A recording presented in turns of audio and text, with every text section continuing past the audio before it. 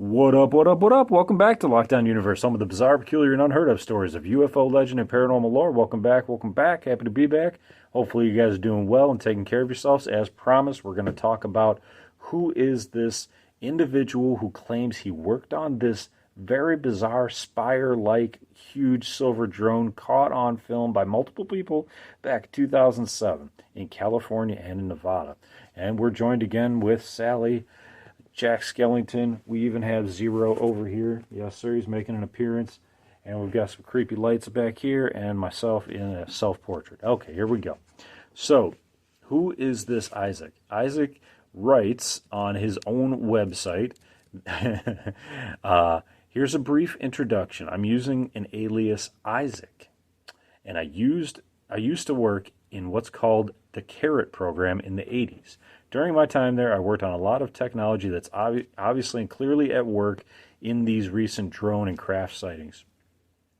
Most notably, the language and diagrams seen on the underside of the craft.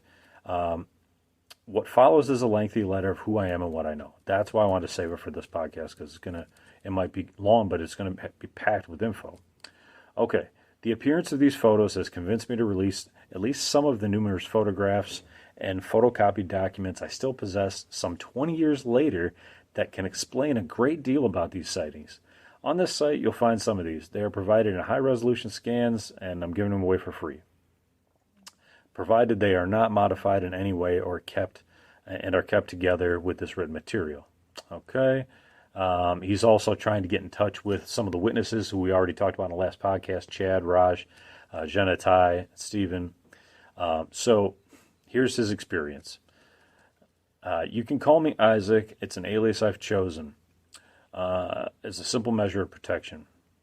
While I release what would be called a tremendously sensitive information, even by today's standards, sensitive is not necessarily synonymous with dangerous, though, which is why my conscience is clear as I offer this material up to the public. My government has its reasons for its continual secrecy, and I sympathize with many of them. But the truth is that I'm getting old, and I'm not interested in meeting my maker one day with any more baggage than is necessary. And he puts an exclamation mark on it, so he's kind of joking there.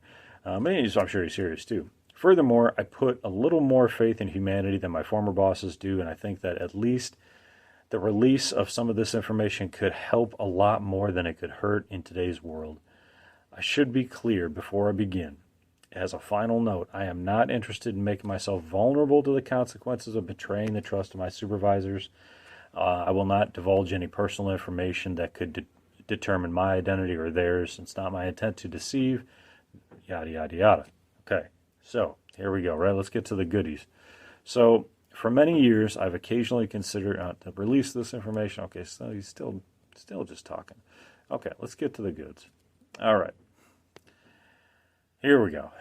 So, I have worked on many of the parts that are visible in the crafts that have been seen in these photos, as can be seen in the Q3-85 inventory.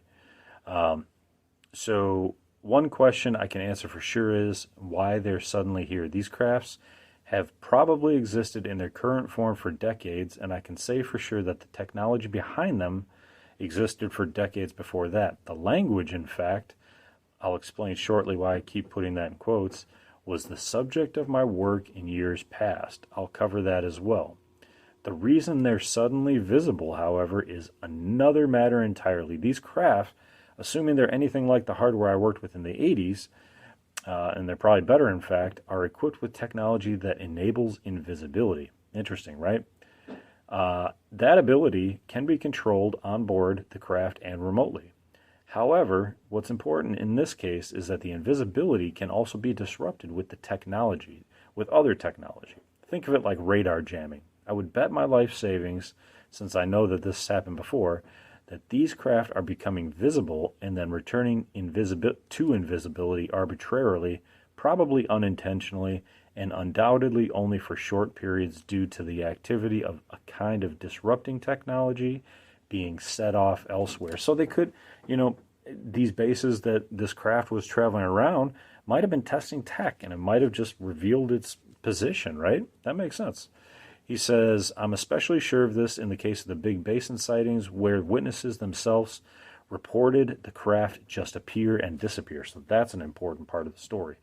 This is especially likely because of the way the witnesses described one of the appearances being only a momentary flicker, which is consistent with the unintentional intermittent triggering of such a device. This guy sounds like he knows what he's talking about. It's no surprise that these sightings are taking place in California, especially the Saratoga South Bay area. Not far from Saratoga is Mountain View, Sunnyvale, home to Moffett Field and the NASA Ames Research Center. Again, I'd be willing to bet just about anything that the device capable of hijacking the cloaking of these nearby craft was inadvertently triggered, probably during some kind of experiment at the exact moment they were being seen, miles away in Big Basin. The witnesses were in the right place at the right time and saw the results of the disruption with their own eyes. God knows what else was suddenly appearing in the skies at that moment and who else may have seen it. I've had some direct contact with this device, or at least a device capable of the same thing. And this was kind of a mistake. It was not unprecedented. I'm personally aware of at least one other incident in which this type of technology was accidentally set off, resulting in the sudden visibility of normally invisible things. So the only difference is that these days cameras are a lot more common. So this is interesting, right? Like, this is like right around the time that, cell phones started getting cameras big time, and people still had, digital cameras that they carried around. Not so much these days because the cameras on the phones are getting so good, and people just, if they're going to take a picture or something, they're going to whip out their phone. They're not carrying around a big camera around their neck unless they're professional photographers or they have a hobby. It's just not that likely. So what is Carrot? Well, it's spelled C-A-R-E-T, not C-A-R-R-O-T. So the C is Commercial Applications Research for Extraterrestrial Technology, Carrot.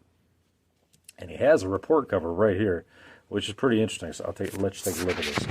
Take a look at this right here. Carrot, Q4-86. Looks like December 1986, Palo Alto, California. Commercial Applications Research for Extraterrestrial Technology. Who else was doing that?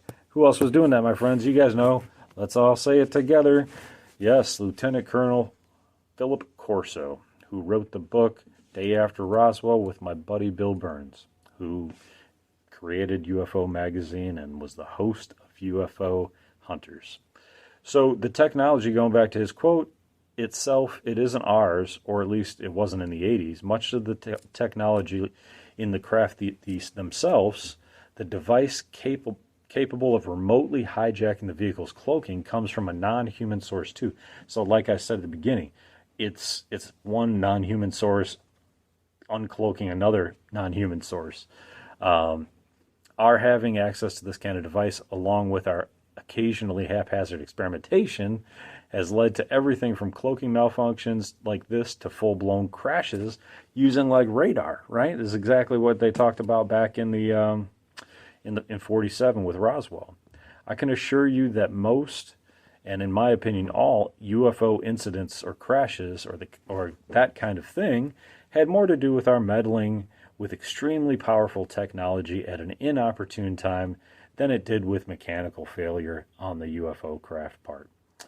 Trust me, those things don't fail unless something even more powerful than them makes them fail, intentionally or not. Think of it like a stray bullet. You can be hit by one at any time without warning, and even the shooter didn't even intend to hit you. I can assure you heads are rolling over with this as well. Right? He's saying people are getting fired or whatever the case is, or worse. If anyone notices a brilliant but sloppy physicist patrolling the streets of Baghdad in the next couple of weeks, I'd be willing to guess how he got there.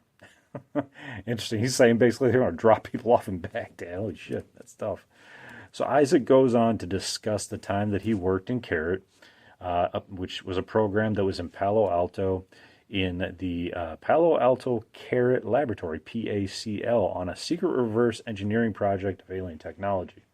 The website contains a series of alleged smuggled documents from the Carrot program, including a 5-page linguistics analysis primer that provides some details on the language symbols that were on the craft, and a 10-page report, as well as an inventory review that depicts some of the alien or reverse engineered artifacts.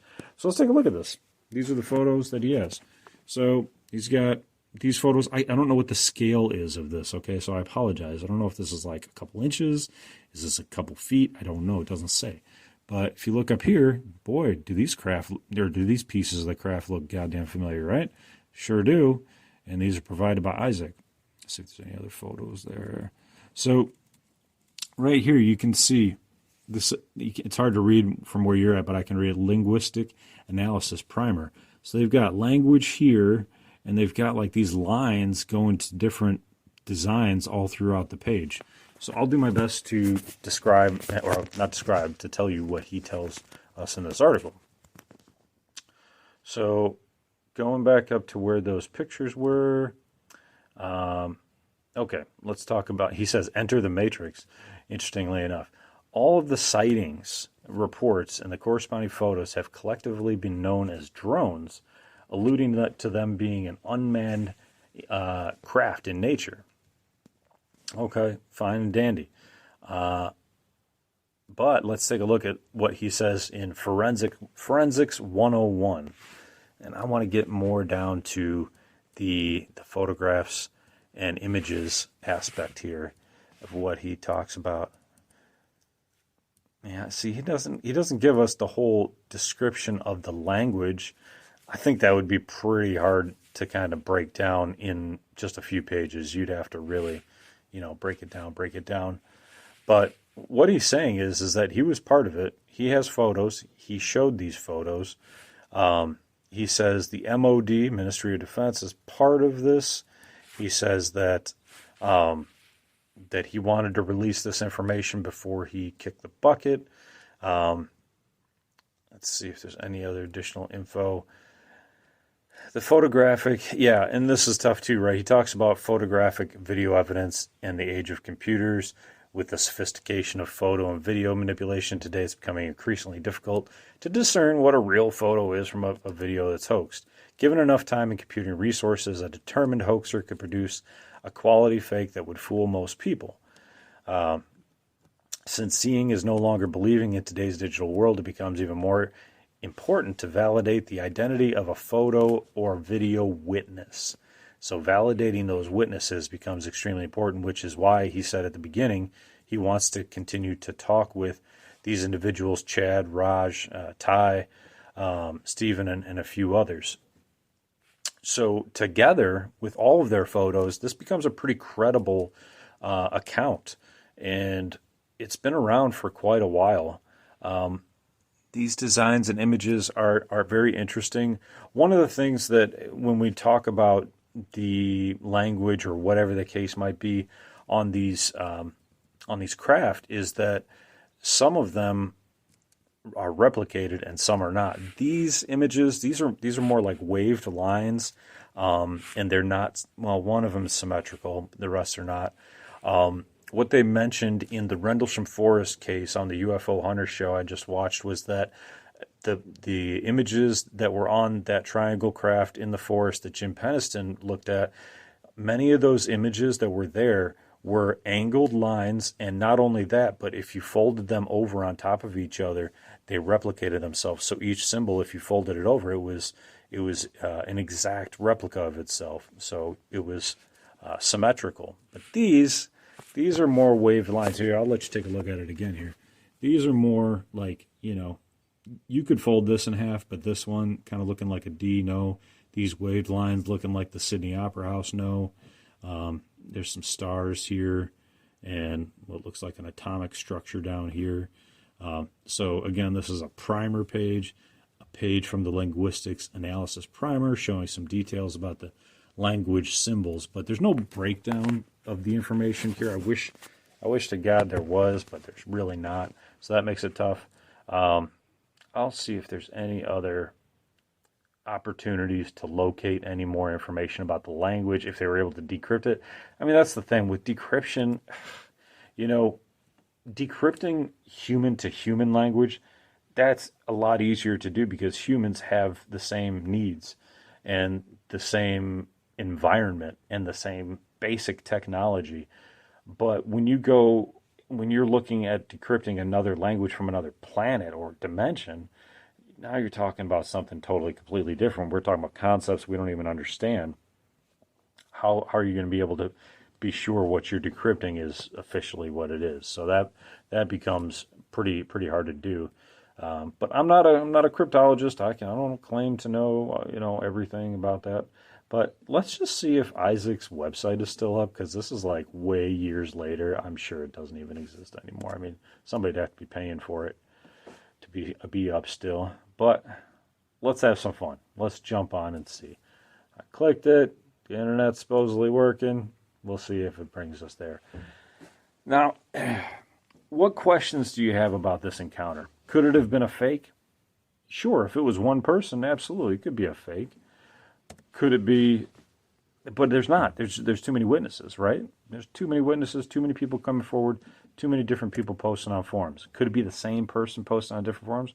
Maybe, but what did they get out of it? It's not like they're getting financial gain off of it. It's not like they made money back then off of getting views, not off of a website.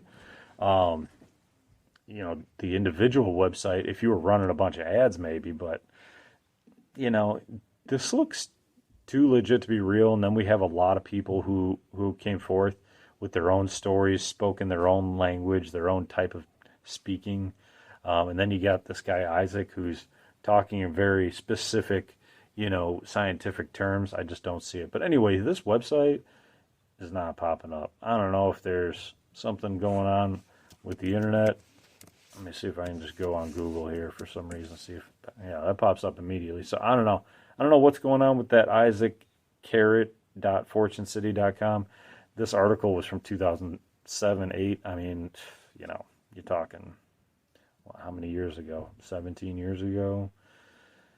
18 years ago? It's a long time ago, my friends. So, yeah. So it probably doesn't exist anymore. Anyway, what do you think? What do you think about this story? You think it's legit? Let's look at these photos one more time. Check these bad boys out. I mean, these are the more complex versions of the photos. Very strange indeed. Make sure I'm getting these. Yes, I'm getting these.